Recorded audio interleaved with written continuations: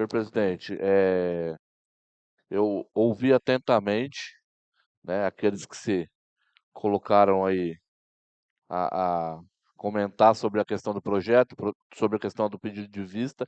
Acho também pertinente, né? Tudo que foi falado até agora são questões de fato pertinentes, né? Ao longo do tempo nessa casa, né, nós vimos aí que a falta de cumprimento do orçamento, a falta de cumprimento até de projetos que foram aprovados nessa casa, né, e que acabaram se tornando superávit, ela vai tirando a credibilidade da administração para esse plenário.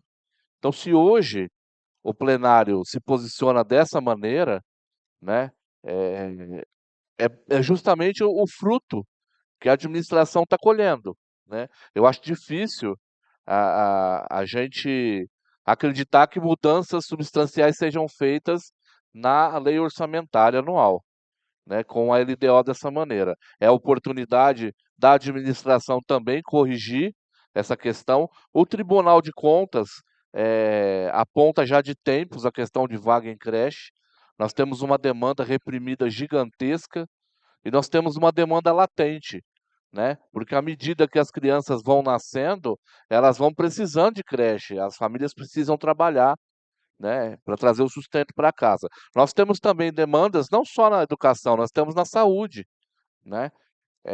Eu resido, o vereador Belo também reside numa área ali que, de fato, teve um crescimento completamente desordenado. Nós estamos assistindo de tempos, não é só nesse período em que eu estou como vereador, mas no período em que eu estava aqui também como munícipe, fazendo esses apontamentos, o crescimento desordenado na região lá do Morumbi, São Jorge, São Gabriel, São Lucas 1, 2, 3, os bairros foram crescendo ao redor ali, nós não vimos construção de creche, nós não vimos construção de unidade básica de saúde, embora a unidade lá do Morumbi esteja sendo ampliada, né? Aquela ampliação, muito possivelmente, ela não vai conseguir absorver toda a demanda ali daquele entorno. Aroeira 1, Aroeira 2, é uma área gigantesca. E esse aumento demográfico, ele vem trazendo déficit. As contrapartidas, elas têm um caráter pra, como se fosse indenizatório, para justamente suprir esse problema do crescimento desordenado no município, para que o município reúna condições para absorver esse crescimento populacional, né? E voltando aqui à questão da LDO, quando a gente não assiste isso sendo previsto, a LDO é o rascunho da LOA. Se não está na LDO, a gente presume o quê? Não vai estar na LOA. Né? E eu repito, e muito embora eu também conversei na administração, também conversei com o Jeft, e ele me garantiu, não, a gente vai na LOA corrigir, vai estar tudo certo, ok? Só que, quantos projetos nós aprovamos nessa casa que sequer foram executados e acabaram virando superávit? Quantas vezes, pega o projeto do IPTU que chegou aqui com uma proposta e virou outra. Então, assim, a administração ela vai perdendo credibilidade aqui nessa casa. E hoje a gente já não tem mais essa questão de base e oposição. Eu acho que aqui dentro, como representantes do povo, nós temos que representar não a base nem a oposição, representar o povo, a necessidade da população. A lei ela precisa estar ajustada à necessidade da população. LDO, LOA, PPA, não importa qual a peça orçamentária, elas precisam estar ajustadas à necessidade do município, à necessidade da população. Tá? Então, por esse motivo, eu também me posiciono favorável ao pedido do vereador Caio de vistas, uma oportunidade, até com um período breve, para que a administração ajuste. Qual é a dificuldade? Que se vai cumprir, qual a dificuldade então de se corrigir? Ajusta a questão. Manda redondo para cá que a gente aprova. Não existe dificuldade. Tudo que nós queremos aqui é atender aquilo que a população precisa. Essa é a nossa função. E quando não vem adequado, automaticamente a gente precisa se posicionar dessa maneira. Obrigado, senhor presidente. Presidente, só para complementar e encerrar minha a quantidade de comentários sobre essa situação, a gente pega a saúde, né? A gente tem problema na saúde com relação à construção de unidades básicas de saúde nas regiões de crescimento demográfico, desse crescimento desordenado.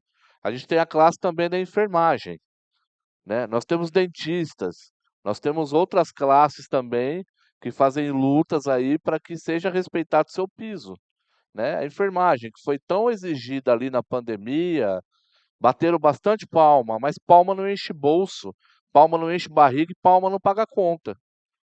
E aí, na hora que precisou da enfermagem, a enfermagem se desdobrou. A gente perdeu a saúde mental, perdeu saúde física, né? E hoje, mais uma vez, a enfermagem está aí, colocada em segundo plano. E vai ter luta.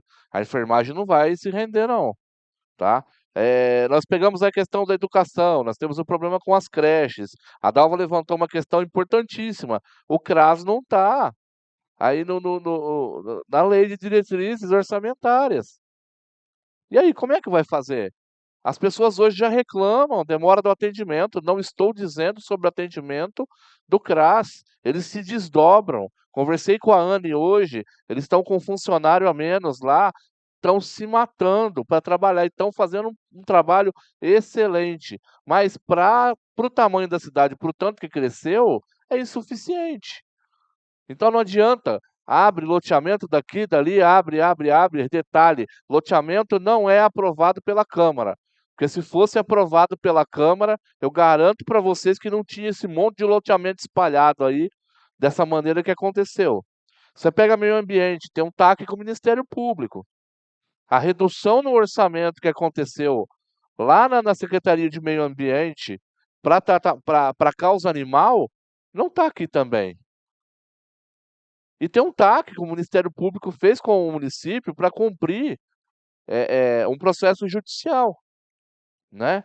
Os parques da cidade. Então, assim, são inúmeras situações que a gente está levantando aqui. E não são só as questões inerentes à educação, é o orçamento da cidade, né? Eu digo isso por quê? Porque o Caio levantou, fez um pedido de vista, ele falou sobre as questões da educação, mas ele também não se limitou só à educação, a cidade tem outras questões também, né? Da mesma maneira que falar, vai travar a pauta da Câmara, vai travar para projetos futuros, né? Então, assim, a prefeitura precisa começar a se preocupar com o que manda para essa casa. Nós tivemos no final do ano passado um atropelo, um tropeço enorme, que se estendeu para uma audiência pública, e que virou um problemão aí na administração. Questão de IPTU, taxa de funcionamento, virou uma bagunça que por fim foi corrigido da maneira com que eles encontraram ali de corrigir, né? Então, recomendação, né? Gustavo falou, prefeito, eu digo, né? Prefeito, amarra as calças, amarra as calças. 2024 é seu último ano de mandato, mas não é seu último ano de vida. Tem muita coisa pela frente ainda. Tem prefeito lá de trás pagando pecado até hoje. E quando eu digo pagando pecado, é processo, é responsabilidade. Então precisa ter muito cuidado com o que está fazendo, muito cuidado com quem está ouvindo, muito cuidado com o que está assinando, porque daqui para frente as coisas vão começar a funilar. Ano que vem, ano eleitoral. Ano eleitoral fecha um monte de porta. Fecha um monte de porta, ano eleitoral. Abre a porta do milagre, fecha a porta da responsabilidade. A porta da esperança, o Bela falou aqui. Mas a gente não pode deixar de tratar tudo com seriedade. Essa casa não vai brincar com o orçamento da cidade. Essa casa não vai participar de qualquer que seja a mirabolância que a prefeitura fizer, desde que ela esteja pautada em lei. Está certo, está correto, está em lei, está respeitando, aí conta com a gente. Do contrário, desculpa, mas não dá para andar de mão dada assim.